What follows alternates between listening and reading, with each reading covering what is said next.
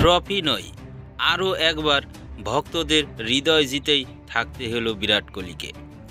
তার মাথায় অরেঞ্জ ক্যাপের মুকুট, ক্রিকেট প্রেমীদের হৃদয়ে তিনি কিং, কিন্তু রাজার হাতে নেই ট্রফি। 17 বছর ধরে লাগাতার শ্রেষ্ঠা, তবুও ভারত সেরার তকমা অধুরাই রইল। আরও একবার খালি হাতেই যুদ্ধক্ষেত্র।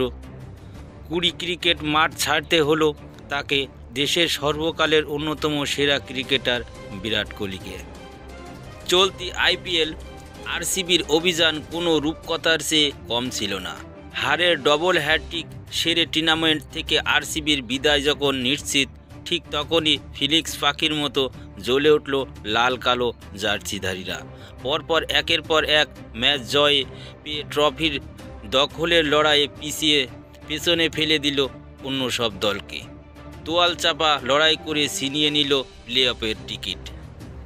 বদলে যাওয়া এই আরসিবির নেপথ্যে একাধিক কারিগর থাকলেও বড় ভূমিকা ছিল কিং কোহলির। টুর্নামেন্টের শুরু থেকেই রান পাচ্ছিলেন না, কিন্তু স্ট্রাইক রেট নিয়ে সমালোচনার যুদ্ধ হচ্ছিল। মুখে জবাব না দিয়ে তিনি ব্যাট বেছে নিলেন তার অস্ত্র। আইপিএলের দ্বিতীয় পর্বে এসে শুরু করলেন ঝোড়ো ব্যাটিং। সেই পারফরমেন্সের জোরেই আরসিবি রূপকথার অনেকখানি অংশ লেখেন। আইপিএলের পরিসংখ্যাক বলছে, গত 5 বছরের মধ্যে 2024-এর সেরা স্ট্রাইক রেট নিয়ে খেলছেন কিং কোহলি। কিন্তু নিজের সবটুকু উজাড় করে দিয়েও ট্রফি জেতাতে পারলেন না বিরাট কোহলি।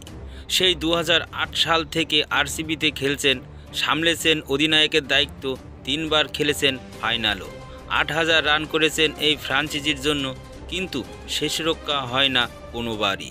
ক্রিকেট দেবতা হয়তো প্রসন্ন হয় না আরসিবির প্রতি।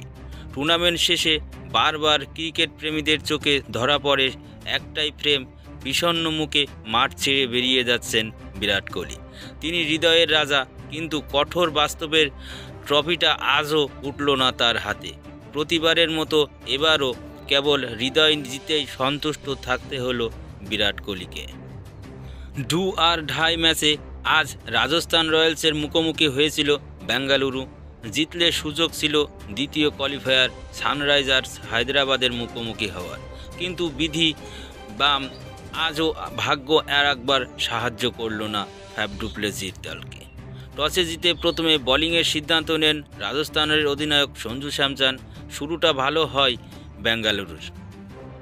প্রথমেই আউট হন অধিনায়ক ফ্যাফ ডু প্লেসি। তিনি 14 বলে 17 রান বানিয়ে আউট হয়ে যান।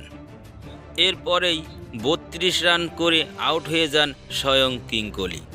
এরপর Cameron green, Rajat Patidar, Mahipal লমোহর cameo innings খেলে দলের রান 172-এর বেশি টেনে নিয়ে যেতে পারেননি। অত্যাধুনিক টি-20 যুগে এই রানে যথেষ্ট নয় তা ইনিংসের বিরতিতেই জানিয়েছিলেন বিশেষজ্ঞরা। বাস্তবেও দেখা গেল তেমনটাই।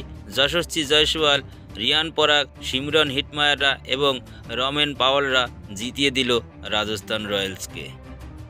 এর আগে বেশ কয়েকবার ফাইনালে খেলেছেন বেঙ্গালুরু। এবার থামতে হলো এলিমিনেটরেই।